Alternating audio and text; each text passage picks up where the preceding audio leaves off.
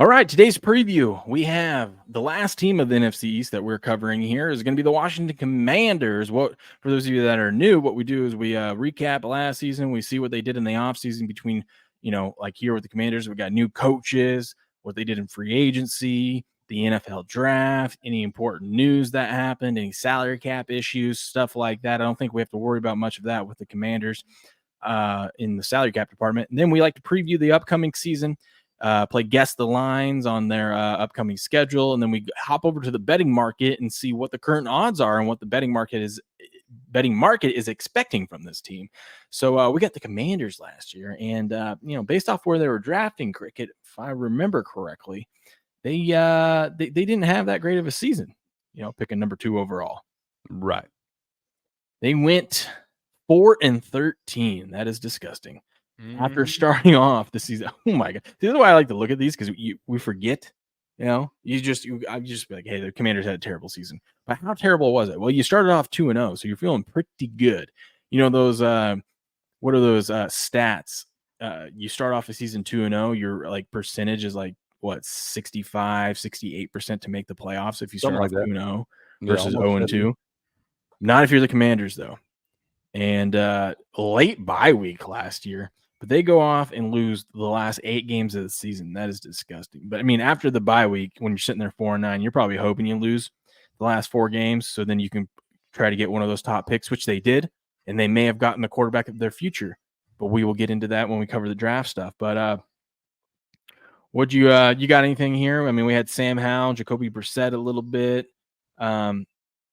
I mean, it was all right. You got Brian Robinson coming back, and he had a decent season, it looked like. And Scary Terry, of course, always out there showing up, showing out. Yeah. What did you think about the Commanders season last year? Nah, I mean, there's not a whole lot to say. Obviously, they had to clean house, brought in Dan Quinn in the offseason to be the new head coach and all that. We'll get into that. But, yeah, just a bad season, and you got to feel pretty rough. Those first 2 games there, obviously, we look at those teams that they beat, and we know how bad those teams ended up being as well. So, not much to say, man. Bad season, and now they're going to try to reload and reboot and get this thing headed in the right direction. Yeah, they hired Dan Quinn. He was the defensive coordinator with the Cowboys. I like Dan Quinn. I like him from his early days here with the Seahawks, right? The defensive coordinator of the Seahawks. Ended up going over to Atlanta, coaching there as a head coach for a while. Yep. Was he the coach? Yeah, he was the coach when they blew the 28-3, I believe. 28-3. He was that close, man. He was that close. That close to a Super Bowl, Super Bowl winning head coach, man. He probably would have never even ended up in the Cowboys. But then he goes back to the Cowboys, and he did some good defensive work there with the Cowboys. Good enough to land him a head coaching job here with the Commanders, who was in rebuild mode right now with new owners and whatnot. And then a guy they got off the beaches. Where did he go? Remember when he got fired from the Cardinals? He Cliff Kingsbury, that is. They hired Cliff Kingsbury, right? Which I thought was a great hire. Because we knew, I respected. He gets fired. He's got all his money. He buys a one-way ticket over to like somewhere in East Asia, right? And just plops himself on a beach and says, cool. Takes a year off. But Cliff Kingsbury, maybe he's not set to be a head coach. Maybe he's not good enough to be a head coach, but I mean, he's a hell of an offensive mind, and you knew that guy was going to be back in the league at some point, and he is now here with Dan Quinn and the Commanders. And what better coach to bring in, who was available, that is, to work with a young quarterback than Cliff Kingsbury, Yeah, I mean, good hire right here, in my opinion. We'll see. We'll see. I think the guy's a good coach. I don't know how I feel about him as a head coach, but I do like him as a coordinator and a quarterback coach. You got David Blau as assistant quarterbacks coach. Wow. So I'm saying they got some folks up there, man. They do. So that's the coaching staff there for them. Commanders, I don't know. Let's see. What did they do this offseason? Commanders transaction. Sorry, transact. Ooh, what's up, Crispy? We got a new face in here. Good to see you. He said Cliff Kingsbury fucking sucks. I'm sorry. You ain't got to be sorry, man. Say what you chest. I'm not. I'm saying he's a terrible head coach, but he's a great offensive mind. Yeah, he does have he's a good offensive mind. Like I said, I like him much better as a coordinator as I do as a head coach there. But we'll see. There's guys we've seen. There's guys like that are really good coordinators, Brandon not good head coaches. They can't be head coaches, but they can be a really good coordinator. I mean, just look at and maybe it's more so it was Brady and Belichick, but I mean, look at Josh McDaniels, right? Like he's right. That's another one. right. That's a great coordinator, terrible head coach. Yeah. So They gave him all the chances. yeah. Let's see what they did this offseason in their transactions. They signed Zach Ertz to a 1-year contract. I can't believe Ertz is still in the league, but good for them. I don't think they did much this offseason. I know they brought in Bobby Wagner, which is but he was a late signing, I think. Let's see. Where is that at? Maybe I missed it. I think they released Jake Fromm. What? I don't know where the Bobby Wagner signing was, but he's in there. He's in there somewhere. Because we threw shade at Seattle for not signing that guy back. Crispy says he has no track record of being a good coordinator or head coach, though. He's never been part of a winning team anywhere at any position as a coach. He's a good developer, though, man. He's a good developer of talent. Yeah, I mean, but you can all it's more so looking at the coaching aspect, not the success on the field, just how he is. I mean, you guys say what you want, but the type of quarterback that they drafted is the type of quarterback that he's worked with, with Kyler Murray. Right. And he does have some really good offensive schemes. I'm saying there could have been, for what's available. You could have got worse. Yeah. You could have got worse. Yeah, I didn't realize Crispy was a Redskins fan here. I mean, how do you feel, Crispy? Tell us this, man. You let us know, man. We're voters of the Redskins around here, man. Yeah, let's see. So then let's get into the big stuff. Let's see. Commanders. Sorry, I usually have this all pulled up. But talk about the draft. Yeah, we're going to the draft because that's where they. I feel like if you're a Commanders fan or a Redskins fan, you got to be pretty excited with the draft. I mean, based off the last few seasons, anything can get you excited. You might not like the Jaden Daniels pick, but at least you've kind of got like, hey, well, that was the best available at the time, and who knows what he ends up being. So I feel like you got to be pretty excited for the future. Maybe not this season, but like you got some young guys you brought in there. Yeah, Christian McCaffrey's brother. I mean, let's go. You talk about Jaden Daniels there, the only player in FBS history to pass for 12,000 yards and rush for 3,000, and he does play well in schemes like Cliff Kingsbury, where he can get the ball out quick. If he likes to pre-snap read, he does a good job of getting the ball out quick. He's pretty accurate in those spots. And Heisman Trophy winner, Jaden Daniels. Heisman Trophy winner, yeah, absolutely, man. And you've seen his completion percentage gradually go up over the last 4 years down there at LSU. So, I don't think this is a bad pick, man. I think this guy, I like this guy better than I do Caleb Williams. Yeah, well. I like Drake May and Jaden Daniels better than I like Caleb Williams, though. You do, huh? I do. Is it because of the nails? It's just because. Like I said, I never seen these other two guys crying in their mama's arms if they lost a game in front of God and everybody. Yeah, that's true. Not a lot of mental touch. This one looks better. So with the number 2 overall pick in the first round, they took Jaden Daniels, QB out of LSU, the former Heisman Trophy winner. I mean, that's not a shock to everyone. I think good pick by them. They're starting that's kind of a restart on the organization. You're bringing in hopefully your franchise QB. I feel like you had to make that pick there. I mean, you could have taken May. Yeah, okay. Could have. They had 3 second-round picks. Well, let's get into that. This is where you build your team, right? Number 36 overall, they took Jerzon Newton, defensive tackle out of Illinois. What do you know about this boy? Disruptive run defender. He got pretty good instincts and hands there. Good at locating the ball. So a guy that's played, played quite a bit of college football there, but a big disruptive guy in the middle. He was the number 2 ranked defensive tackle in the draft here, 21 ranked overall. So you got some value here, letting him slide to the second round. He had a grade of 90. So a good pickup right here, man. Definitely got some value there. This guy slipped a little bit, and they did good by picking him up. I like how they say Washington did not need a defensive tackle. Excuse me? I feel like they need anything they can absolutely get when you go 4-13. And when you got so much value as a guy like this that slipped that much, you got to take him right there. Probably. Well, that's what they said. Clearly, they have some key holes to fill, but the Commanders opted for the best player available, and I kind of like that. I like when they're like, you know what? Let's just get the best guy, and we'll figure it out. Sometimes, if it's not an immediate need that you have to drill, like you got to take the best guy available. Yeah. And then with the 50th pick overall, they took Mike Sinnerstil. How do you say that name? Sinnerstil. Sinnerstil. This is the guy back out of Michigan. Yeah, due to his size at 5'9", 182, probably not going to end up being an every down starter in the league, but obviously a national champion here that's played in a lot of big time games as well. I think you're probably gonna look for this guy to be more of a nickel guy in the nickel package. Hey, who knows? With the new NFL kickoff rules too, he might have a spot to play there. Could be, whether it's on receiving or the defensive side. Very well could. Okay, and then 53, just a couple picks later, they took Ben Sinnott, tight end out of Kansas State. I like this a lot, man. I think he's probably the tight end of the future for the Redskins right here. He's a pretty versatile player, man. He can line up at tight end, fullback, in the slot, or at wideout. He's done all that in college there, an instinctive open field runner. He can break some tackles, man, got solid hands. He even rushed for a touchdown back in 2020. So he's pretty, this guy is a guy that's kind of a Swiss Army knife type guy at tight end right there that you can move all over the field, a la like a Travis Kelce or maybe a Sam Laporta, like they're going to use him going forward, and Mark Andrews, things like that. You see those guys line up all over the field to create mismatches, and I think Sinnott could be a guy that does that for the Commanders here, and could be the tight end of the future for this team. Yeah, great pickup there. Great pickup by them. And then let's see, man, they had a lot of picks. Third round pick. Top picks, a lot of top picks. I feel like anything in the first 3 rounds, you're really like that's the ones you focus on. Fourth round, you can find some gems, and then after that, it's just we're guessing. Yep. We're playing the lottery, looking for Brock Purdy. Yeah, that's right. No Purdy slander, okay? We give him some props there, okay? Okay.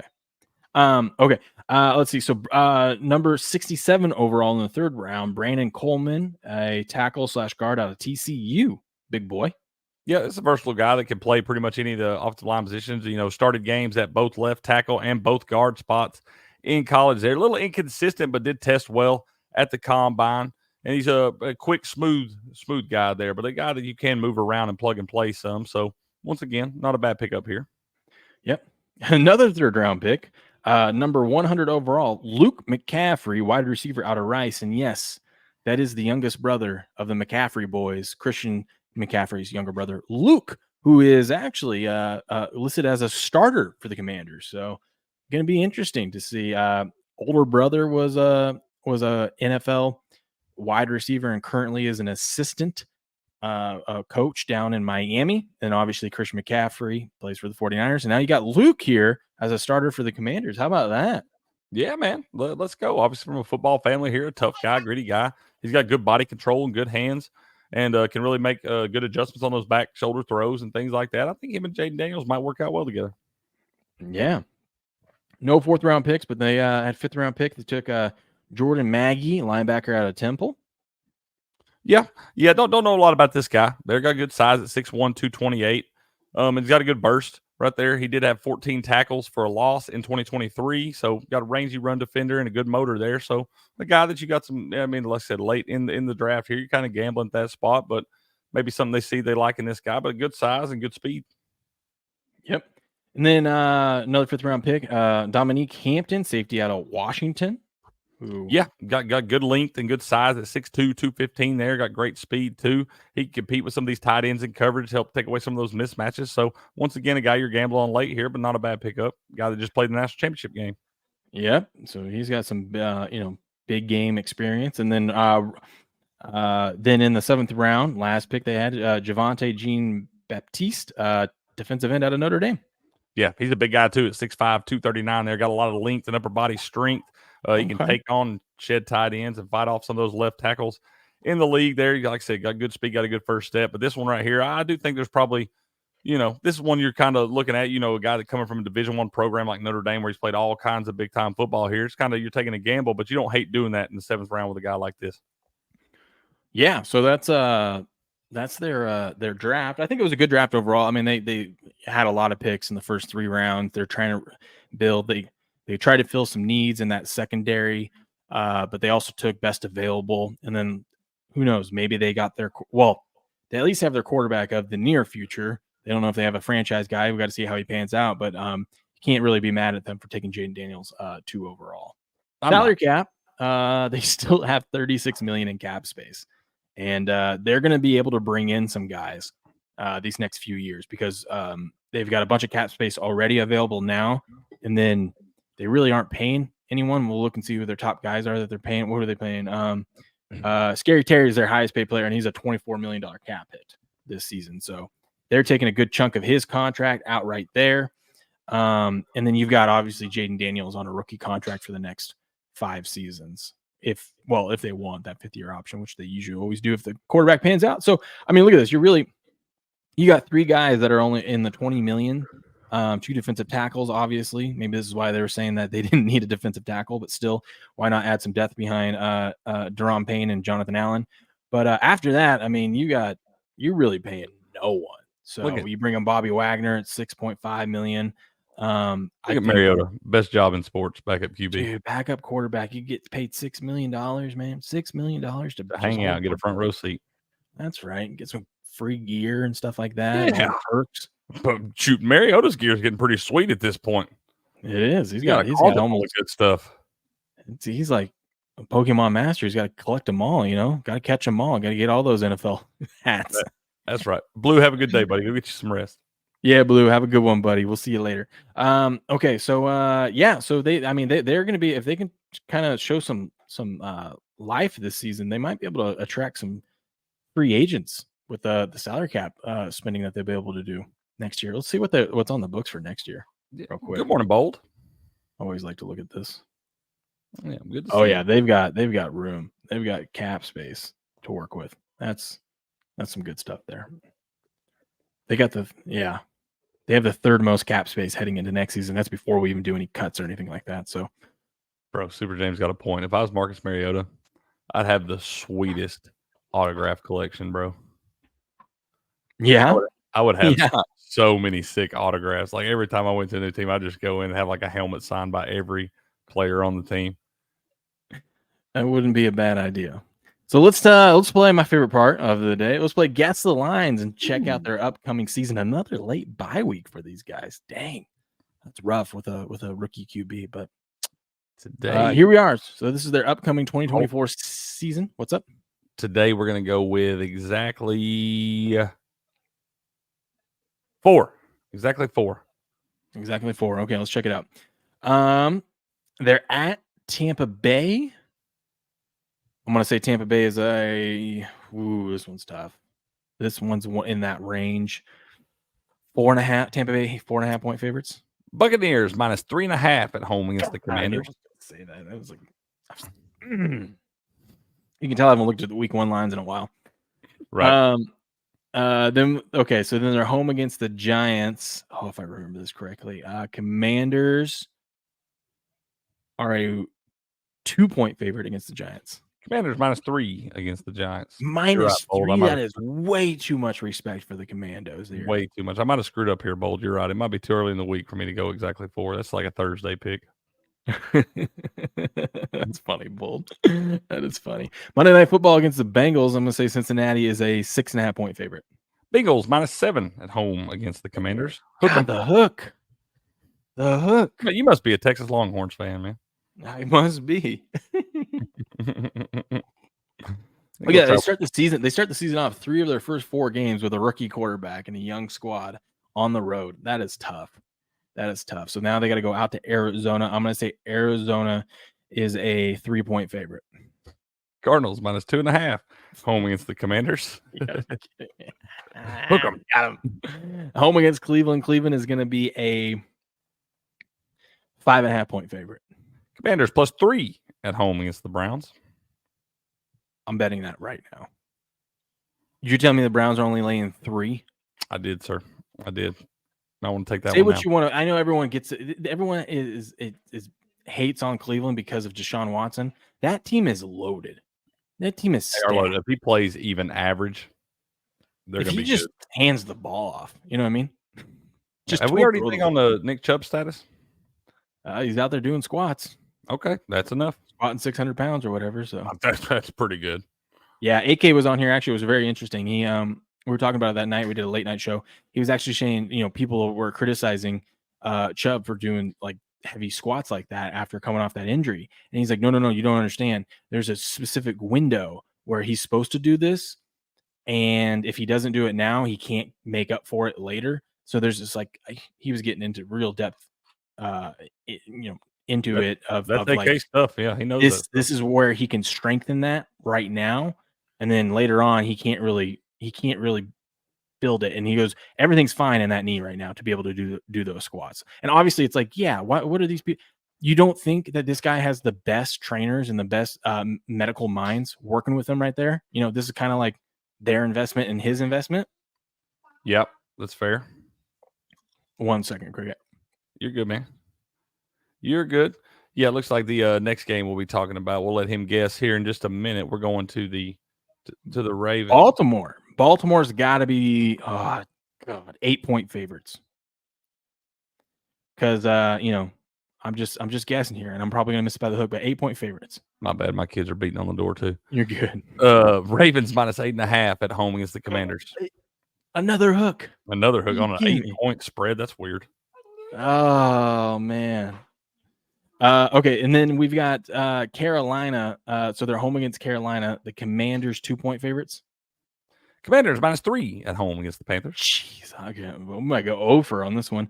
Home against Chicago, the number 1 overall pick versus the number 2 overall pick. I'm gonna say Commandos minus 1. Commanders plus 2 at home against the Bears. I might bet the Commanders now on that one. How the heck? What if you could lay 2 with Chicago going into Washington, or you could lay 3 with Cleveland going into Washington? Who do you feel better? That's what I'm saying. There? It's like this makes no sense. They try to set these lines up, and they don't realize they're. It's just there's no reason that should be that. The Browns are heads and shoulders better than the Chicago Bears.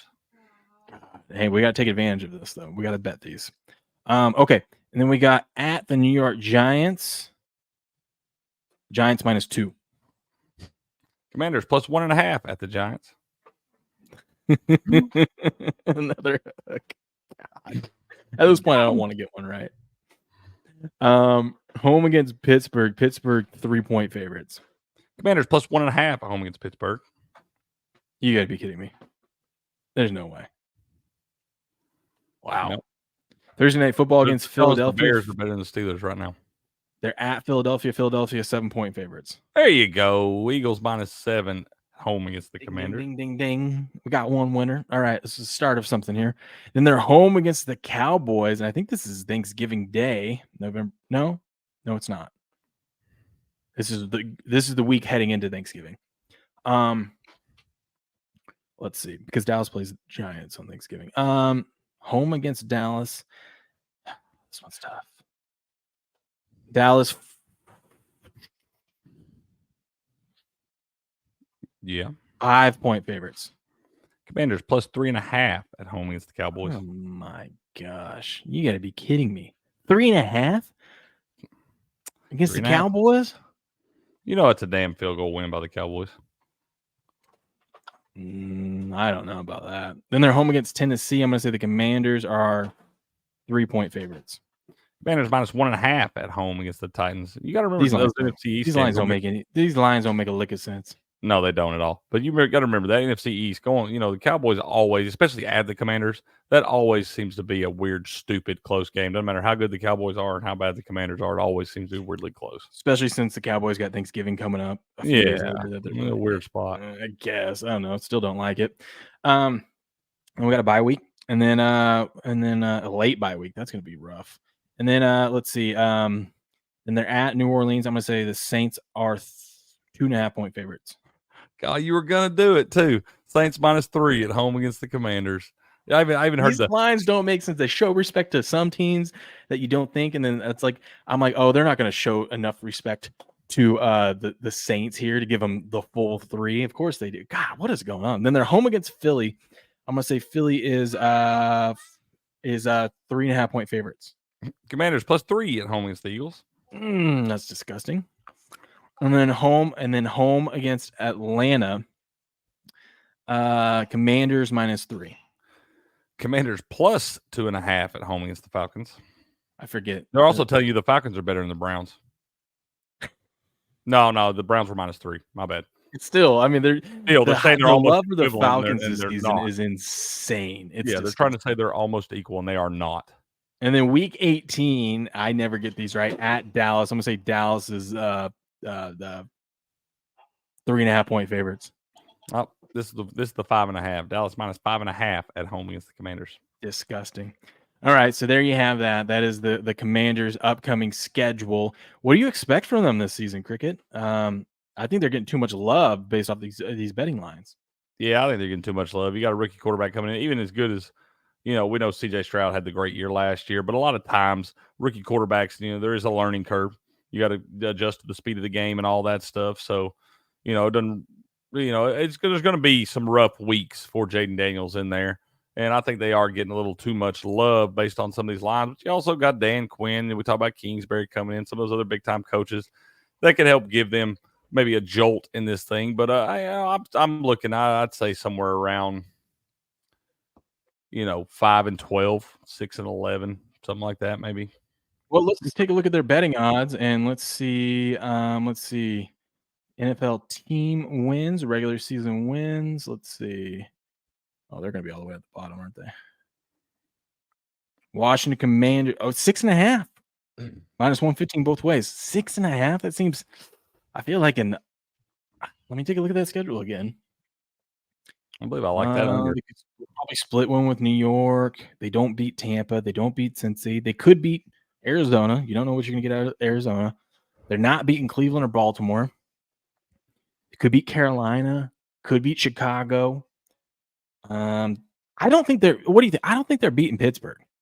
I don't think they're ready. No, I don't think they're ready for that. They get them at home, but I don't think. I don't think they split either with the Eagles or the Cowboys. I think the Cowboys are going to sweep that. Yeah, and then even there, they could beat Tennessee. They could beat the Saints. They could beat Atlanta. Yeah, you're looking at 6-7 wins. I guess it is pretty spot on if we're just doing the look at the schedule and play the guessing game of like, oh, there's a win, there's a loss, there's a win. I think I would lean towards the under. The main thing with why I would go under in this one is because you've got a lot of rookies on this team, including the leader of your team at quarterback. This is a long season to have a bye week at week 14. And that's just even assuming they all stay healthy, right? We never wish for anyone to get injured. That's a long week, or that's a long start of a season for these young guys. You would like to see this bye week at week 5 or week 6. They get some games under their belt, have a little break. They can like take some time to get coached up, and and then just rest. Yeah, but we'll see. Okay. Yeah, it's always rough having that late bye week like that, man. Especially with a group, a lot of young guys, a lot of new faces on your roster that you don't really know how they respond to that spot. But yeah, that is tough. You can get plus 350 if you think they're going to go under 4.5 wins. Maybe not a bad bet, man. Like I said, I think they're somewhere around. The number's probably about right. I think they're around 5-12, 6-11. It would really surprise me to see that team get to 7-10, but obviously possible there. But I think it's more. I think I like the under in that spot. It also wouldn't hurt them to have another bad season this year. You get a top 3 draft pick. You can either, if there's a good defensive guy coming out, offensive stud coming out, you snag him up, or you just trade back and get draft capital and bring in some more young guys next season. You know what I mean? And start building this team. I mean, they showed me the ability to do well in the draft. I think they got some. You don't see a lot of flashy names on that list outside of Jaden Daniels, but you got a lot of guys that have been great players for their respective universities and things like that, and played in a lot of football games, know the game, and got some of the physical attributes, tested well at the combine and all that stuff. So, I mean, they've shown the ability to be able to draft based off of last seasons with the new regime in there. Yeah. And then you got the so they are 10-1. If you're really bullish on them, they're 10-1 to win the division this year. Man, look at that. The Eagles are now up to 1. They were minus 110 last time we looked at this. They're now minus 130 to win the division. Cowboys are plus 165. Giants are 14-1 there. And then if you're really crazy and you're a diehard fan, them to go to the Super Bowl to win the NFC, the Commanders are 66-1. Golly, what are they to make the playoffs? That is a good question. Let's take a look. NFL playoff special to make the playoffs. Plus 275, yes, that they make the playoffs. So you're saying they get 3 wins above their season win total. I don't think that's worth plus 275. This needs to be like plus 400. Right. That's fair. I would think so too. It needs Bold to be says higher. 66-1 sounds kind of light. Yeah, dude. I mean, especially It does sound kind of like. And Bold, you were asking if they were favored. They were favored in a couple of them. Let's see here. I know they were favored against the Panthers -3, and they were favored against the Titans when they were at home -1.5. I don't see any other games. That's the only. Nope, they were favored against the Giants when they played the Giants at home. They Giants Commanders -3 at home against the Giants, -3 at home against the Panthers, and -1.5 at home against. So they're the only Titans. favored in 3 games, yet their season win total is at 6.5. That's That what should I'm also saying. Yeah, tell you. Hey, that 4.5. Betting that 4.5 is worth it now. Under. What'd you say? Plus 350 on that one? Yeah. Yeah, I like that. Worth a. I don't know. I put a whole unit on it, but worth a sprinkle. Yeah. Because I mean, let's say they get to that 4th win, and then but you can start hedging out of that. I mean, if you only put a unit on it, you don't even have to hedge it if you don't want to. But I mean, you can kind of lock in. You could save face if you need to. Yeah, I believe I'd ladder that. Yeah, ladder the under down. Yeah, and then let's see. Offensive rookie of the year is probably the only thing we're going to look at. Offensive rookie of the year. There we go. Jaden Daniels is your second favorite at 6-1. That might be a bet. If you were looking for a bet that you want to, get a little risky on, I think that one 6-1 because Caleb Williams obviously the favorite at +140. But I mean, Jaden Daniels with Cliff Kingsbury, if he can stay healthy the whole season, you got to assume he's going to put up some decent numbers. I mean, like especially with his legs. Only got to ever throw for 12,000, rush for 3,000. I'm seeing RG3 rookie season right here with Jaden Daniels. Same city, same team. Yeah, same type of quarterback. I don't know how Jaden Daniels throws the ball better. Did RG3 have a great rookie season? Yeah, they went to the playoffs. Okay, I don't see. All I remember is RG3 being hurt. Yeah, that was like everyone was all hyped up and like, oh my god, look at RG, and then he never recovered after that because he injured his knee in that playoff game. Yeah. Sorry. Anyways, there you have it. There's our Washington Commanders 2024 preview. And if you like this video, make sure you hit the like button, subscribe to the channel wherever you're watching, whether you're on Rumble, YouTube, Twitch, X, wherever you're at, and catch us on the next video. We'll see you then.